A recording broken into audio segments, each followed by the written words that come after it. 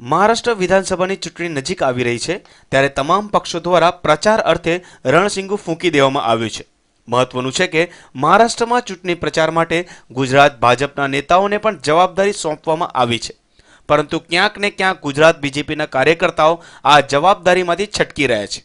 સૂત્રો પાસેથી મળતી માહિતી અનુસાર ગુજરાત બીજેપી કાર્યકર્તાઓ મહારાષ્ટ્રમાં શિવસેના પ્રભાવિત વિસ્તારોમાં જવાથી ડરી રહ્યા છે।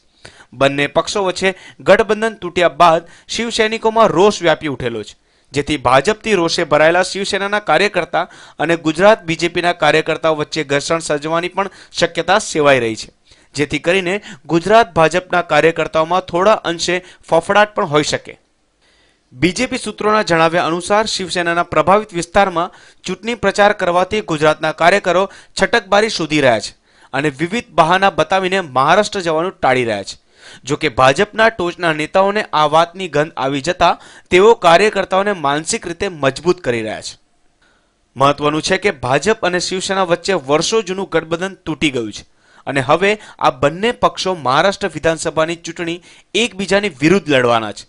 ત્યારે જોવું એ રહ્યું કે આ ચૂંટણી જંગમાં કોણ કોના પર ભારી પડશે। Bureau report, news online.